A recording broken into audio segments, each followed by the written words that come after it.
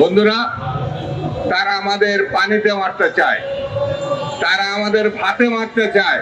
আমাদের প্রতিটা বর্ডারে অঞ্চলে সমস্ত সড়ক পথের ব্যবসা বাণিজ্য তারা বন্ধ করে দিয়েছে। দেশের নাম্বার 1 ট্রেডিং অ্যাপ নিফটি ফার্স্টে পাচ্ছেন ট্রেডিং এর সব সুবিধা, dual exchange access, company analysis, portfolio তৈরি করা সহ আরও অনেক ইউনিক ফিচারের সাথে ট্রেড করতে ডাউনলোড করুন এক্ষুনি। পার্শ্ববর্তী দেশ ভারত, আমরা তাকে বন্ধু মনে করলেও তার আচার আচরণ সম্প্রতি এতটাই বৈরী যা ভাষায় ব্যাখ্যা করা মুশকিল। সে বাংলাদেশের মানুষকে সেই দেশ বন্ধু হিসাবে মনে করে না, হাসিনা এবং আওয়ামী লীগ ছাড়া। হাসিনা এবং আওয়ামী লীগই তাদের বন্ধু। এই হাসিনা ফ্যাসিস্ট, গণহত্যাকারী, লুটেরা এবং জনরোষে জনগণের গণঅভ্যুত্থানে সে পালিয়ে গেছে, যার বিচার চলছে, বিচার হবে, তাকে আশ্রয় দিছে পার্শ্ববর্তী দেশ ভারত। আমি এই ঘটনার তীব্র প্রতিবাদ জানাচ্ছি এবং এই আসামি, এই হত্যাকারী, জনগণের সম্পদ লুণ্ঠনকারী, তাকে অনতিবিলম্বে বাংলাদেশকে ফেরত দেওয়ার জন্য, অনতিবিলম্বে তার বিচারের সহযোগিতা করার জন্য পার্শ্ববর্তী দেশকে আমি আহ্বান জানাচ্ছি।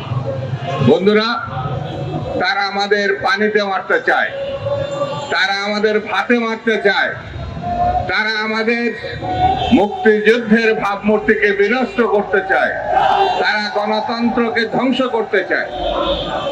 এই যাদের চরিত্র, তাদের সঙ্গে আমাদের চলা কতটাই যে কঠিন, কতটাই যে ভয়ঙ্কর, এটা ব্যাখ্যা করার অবকাশ রাখে না। এই অঞ্চল সেই অঞ্চল যারা নিজের স্বাধীনতা, নিজের সক্রিয়তা, নিজের জাতীয় বৈশিষ্ট্য রক্ষা করার জন্য বারে বারে বিদ্রোহ করেছে, বারে বারে তারা বুকের রক্ত ঢেলে দিয়েছেন। সর্বশেষ ৭১-এর মুক্তিযুদ্ধে সশস্ত্র যুদ্ধের মধ্যে তারা স্বাধীনতা অর্জন করে।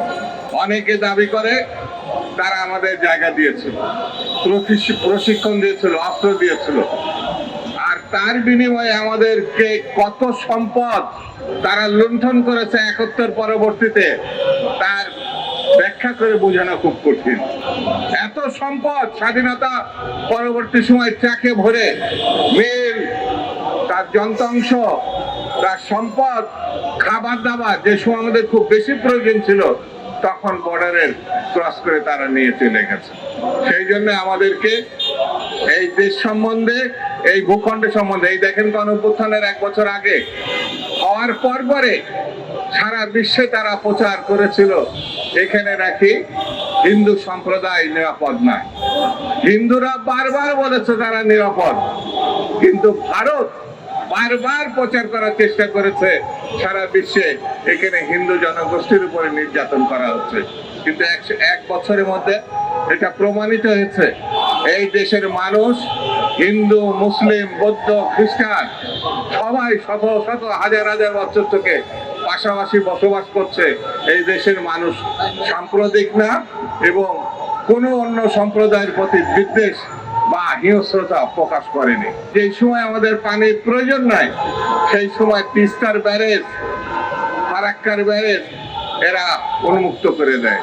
পানিতে আমাদের ক্ষেত খামার, মানুষের সম্পদ বিনষ্ট হয়। আমাদের প্রতিটা বর্ডারে অঞ্চলে সমস্ত সড়ক পথের ব্যবসা বাণিজ্য তারা বন্ধ করে দিয়েছে।